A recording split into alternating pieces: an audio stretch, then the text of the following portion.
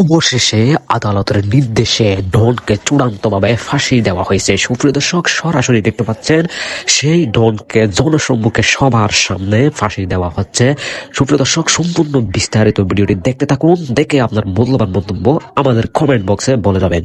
দেখতে পাচ্ছেন এই মুহূর্তে ডনকে ফাঁসি দেওয়া হচ্ছে। সালমান শাহর মামলায় জবানবন্দিও দিয়ে গিয়েছে ডন। দেশ ত্যাগের নিষেধাজ্ঞা থাকার পরেও দেশ ছেড়ে পালাতে গিয়ে বিমানবন্দরে হাতে নাতে ধরা পড়েছে সালমান শাহের স্ত্রী কালপ্রিট সামিরা হক, এবং তদন্তের মাধ্যমে বেরিয়ে এসেছে যে সালমান শাহকে অত্যন্ত নিষ্ঠুরভাবে দুনিয়া থেকে শেষ করার ঘটনায় মূল কালপ্রিট হচ্ছে তার স্ত্রী সামিরা হক। ভাবি বলতে বলতে বেডরুমের দিকে গেছে, তো ভাবি বেডরুমের থেকে দৌড় দিয়া ওয়াশরুমের দিকে ঢুকে গেছে। তো ভাবি যখন বেডরুমের থেকে ওয়াশরুমের দিকে দৌড় দিছে, একটা সুতা ছিল না গায়ে, যে ভাই বাসায় নেই, ভাবি পুরো খালি গায়ে, কারণটা কি? যে নারী কখনো এক পুরুষে সন্তুষ্ট থাকতে পারেননি, যার বিরুদ্ধে অভিযোগ খোদ সালমান শাহ বেঁচে থাকতেই ডনের সঙ্গে রাত কাটানোর তার আসল রূপ এবার মানুষের সামনে আসতে শুরু করেছে। নিজের বেডরুমে সম্পূর্ণ নগ্ন অবস্থায় অন্য এক পুরুষের সাথে সামিরাকে হাতে নাতে ধরে ফেলেছিলেন ম্যানেজার। কে ছিল সেই পুরুষ? তার সাথে সেদিন অপকর্মে লিপ্ত ছিলেন সামিরা। সবকিছু সচক্ষে দেখার পর কি করেছিলেন ম্যানেজার মনসুর আলী? সালমান শাহর প্রথম নায়িকা মৌসুমী, আমি আজকে প্রথমবার বলছি, মৌসুমী অনেক কিছু বলে, আমার ছেলের ছোটবেলার বন্ধু, সে সমবেদনা জানানো উচিত ছিল না? পুরো এফডিসির প্রত্যেকের কেউ একটা মানুষ আসে নাই, কেন আসো নাই? কি কারণ? মৌসুমী কি তার মাকে নিয়ে আমার কাছে আসতে পারতো না? একান্ত উচিত ছিল না? সুপ্রিয় দর্শক, ফাফ বাপকেও ছাড়ে না, এমন একটা কথা আছে। সুপ্রিয় দর্শক, সত্যের মৃত্যু নেই। অবশেষে সত্য বেরিয়ে এলো সেই সালমান শাহ হত্যাকাণ্ডের আসল রহস্য। সুপ্রিয় দর্শক, এত বছর যাবৎ মানুষ বিশ্বাস করতো সেই সুপারস্টার সালমান শাহ আত্মহত্যা করেছিল, কিন্তু সেটা মিথ্যে ছিল। সত্য বেরিয়ে এলো তিনজনের চক্রান্ত করে, অর্থাৎ সামিরা হকের পরিবার ষড়যন্ত্র করে ডনের মাধ্যমে ডনকে 12 লক্ষ টাকা দিয়ে সেই সুপারস্টার সালমান শাহকে হত্যা করা হয়েছিল। সুপ্রিয় দর্শক, ঠিক এই কথাটাই প্রায় 29 বছর যাবৎ সালমান শাহর মা বলে আসছিল। সুপ্রিয় দর্শক, তাহলে চলুন আমরা সেই ভিডিওর অংশবিশেষটা দেখে আসি, অর্থাৎ বিস্তারিত আলোচনাটা দেখে আসি। আমি আর কথা বাড়াচ্ছি না, আপনাদের কাছে একটা জিনিস রিকোয়েস্ট করব, আমাদের চ্যানেলটি অবশ্যই সাবস্ক্রাইব করবেন। আমাদের আর কিছু চ্যানেল সাবস্ক্রাইবারের জন্য আমরা বেঁচে আছি। সুপ্রিয় দর্শক, অবশ্যই চ্যানেলটি সাবস্ক্রাইব করবেন। তাহলে চলুন বিস্তারিত ভিডিওটি দেখে আসি। বেডরুমের থেকে দৌড় দিয়া ওয়াশরুমের দিকে ঢুকে গেছে, একটা সুতা ছিল না গায়ে। কিন্তু ওর থেকে বুঝতে পারছে যে ভাইয়ের দিকে ওনার মন নাই। স্বামী স্ত্রীর যে একটা মন থাকে মিল, ওই জিনিসটা ভাবির মধ্যে পাইনি আমি। সালমান শাহের ঘাতক হিসেবে পরিচিত ডন গ্রেফতার হওয়ার পর থেকেই নতুন করে তোলপাড় শুরু হয়েছে গোটা দেশে। কিন্তু সবার নজর এখন একটি দিকে, কবে গ্রেফতার হবেন সালমান শাহের সাবেক স্ত্রী সামিরা?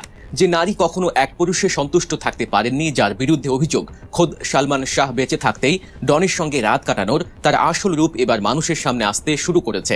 সালমান শাহের ম্যানেজার মনসুর আলী সম্প্রতি এমন এক লোমহর্ষক ঘটনা ফাঁস করেছেন, যা শুনলে যে কারো গায়ে কাঁটা দিয়ে উঠবে। নিজের বেডরুমে সম্পূর্ণ নগ্ন অবস্থায় অন্য এক পুরুষের সাথে সামিরাকে হাতে নাতে ধরে ফেলেছিলেন ম্যানেজার। কে ছিল সেই পুরুষ? কার সাথে সেদিন অপকর্মে লিপ্ত ছিলেন সামিরা? সবকিছু সচক্ষে দেখার পর কি করেছিলেন ম্যানেজার মনসুর আলী? আর এত বড় বিশ্বাসঘাতকতার কথা জানার পর সালমান শাহিবা কি পদক্ষেপ নিয়েছিলেন? এসব চাঞ্চল্যকর প্রশ্নের উত্তর নিয়ে আজ আমরা বিশ্লেষণ করব এক অজানা অধ্যায়ের।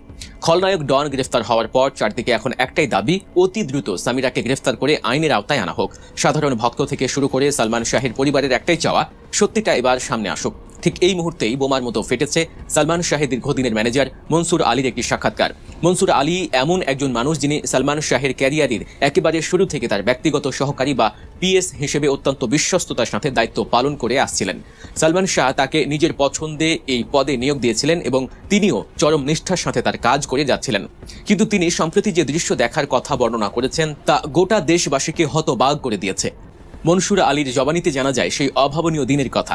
এফডিসিতে তখন স্বপ্নের নায়ক সিনেমা শুটিং চলছে। শুটিংয়ে যাওয়ার পর হঠাৎ সালমান শাহ খেয়াল করলেন তিনি তার কোটটি আনতে ভুলে গেছেন। তিনি সাথে সাথে তার সহকারী আবুলকে বাসায় পাঠান কোটটি নিয়ে আসার জন্য। কিন্তু বেশ কিছুক্ষণ পার হয়ে গেলেও আবুল ফিরে না আসায় সালমান শাহ মনসুর আলীকে নির্দেশ দেন বাসায় গিয়ে কোটটি নিয়ে আসতে।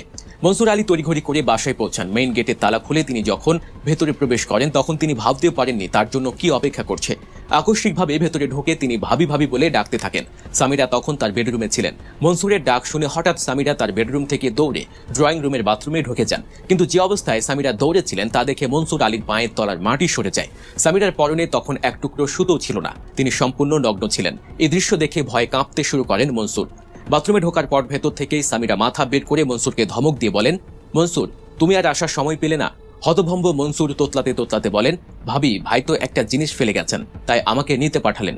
তখন সামিরা বাথরুম থেকে নির্দেশ দেন সালমানের ড্রেসিং রুমে গিয়ে জিনিসটা খুঁজে নিতে। মনসুর ড্রেসিং রুমে গিয়ে ঠিকই কোটটি খুঁজে পান। এই সময়ের মধ্যেই সামিরা বাথরুমেই ড্রেস পরে মনসুরের সামনে আসেন এবং তাকে বিদায় দেন। এই ভয়ঙ্কর সত্যিটা মনসুর আলী সেদিন সালমান শাহকে জানাতে পারেননি, কারণ তিনি জানতেন এই কথা শুনলে সালমানের সংসারে যে আগুন জ্বলবে তাতে সালমানের শুটিং তো নষ্ট হবেই, তাতে সালমানের মানসিক অবস্থাও পুরোপুরি ভেঙে পড়বে, তাই তিনি চুপ ছিলেন। কিন্তু সামিরা সেদিন নগ্ন হয়ে দৌড়ে বাথরুমে কেন গেলেন, কেন তিনি তার বেডরুমে স্বাভাবিক অবস্থায় ছিলেন না, এর একটাই উত্তর হতে পারে সেদিন সামিরার বেডরুমে অন্য কেউ উপস্থিত ছিল। কিন্তু কে সেই ব্যক্তি? অনেকে ধারণা করেন সামিরার সুযোগ পেলেই একাধিক পুরুষের সাথে শয্যা শেয়ার করতেন। সেই তালিকায় থাকতে পারে খলনায়ক ডন কিংবা বাসার কোনো কেয়ারটেকার বা ড্রাইভারও, কারণ সামিরার বিরুদ্ধে এমন অভিযোগ রয়েছে যে তিনি ড্রাইভারের সাথেও অনৈতিক সম্পর্কে জড়াতেন।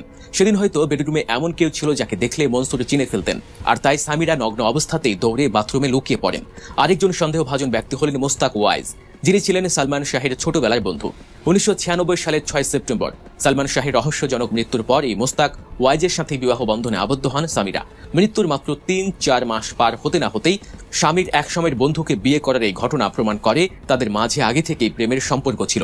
সালমান শাহের মা নীলা চৌধুরী আক্ষেপ করে বলেছিলেন, মোস্তাক সালমানের ছোটবেলার বন্ধু, কতদিন যে ওকে মুখে ভাত তুলে খাইয়েছি, সে কিভাবে পারল সালমানের মৃত্যুর কয়েক মাসের মধ্যেই ওর বউকে বিয়ে করতে। সালমানের মৃত্যুর পর সামিরা এবং তার পরিবার মনসুর আলী বা সালমানের পরিবারের সাথে সব ধরনের যোগাযোগ সম্পূর্ণ বিচ্ছিন্ন করে দেয়। দীর্ঘ 30 বছর ধরে চলছে সালমান শাহ মৃত্যুর বিচার। একটি অস্বাভাবিক মৃত্যুর মামলা থেকে এটি এখন হত্যা মামলায় রূপান্তরিত হয়েছে। ভক্তরা আজও রাস্তায় নেমে বিক্ষোভ করছেন, মানববন্ধনে অংশ নিচ্ছেন। তাদের একটাই দাবি, সত্য উদ্ঘাটিত হোক। সামিরা যে বিশ্বাসঘাতকতা করেছেন, যে মিথ্যা আর প্রতারণার আশ্রয় নিয়েছেন, তার বিচার হোক। নারী ছলনা যেমন একটি সুন্দর সম্পর্ককে বিষিয়ে তুলতে পারে, তেমনি তার প্রভাব পুরো পরিবারকে ধ্বংসের দিকে ঠেলে দেয়। গোপন সম্পর্ক, প্রতারণা আর বিশ্বাসঘাতকতা একসময় স্বামী স্ত্রীর পবিত্র বিশ্বাসকে নষ্ট করে দেয়, আর সেই আগুনে পুড়ে ছাই হয়ে যায় ভালোবাসা, সন্তানের ভবিষ্যৎ এবং একটি সাজানো সংসার। সালমান শাহের জীবন হয়তো তারই এক করুণ পরিণতি। আজ এত বছর পর ডন গ্রেফতার হওয়ার মধ্য দিয়ে হয়তো সেই রহস্যের জট খুলতে শুরু করেছে। এই 3 জন বা সন্দেহভাজনদের জিজ্ঞাসাবাদ করলেই হয়তো বেরিয়ে আসবে সেদিন সামিরার বেডরুমে কে ছিল আর কে বা কারা সালমান শাহের এই করুণ পরিণতির পেছনে দায়ী। রহস্যের প্যান্ডোরার বাক্স একবার খুললে সেখান থেকে এমন সব সত্য বেরিয়ে আসে যা মানুষের কল্পনার সীমানাকেও হার মানায়। গত 29 বছর ধরে আমরা একটি নির্দিষ্ট গল্প শুনে এসেছি।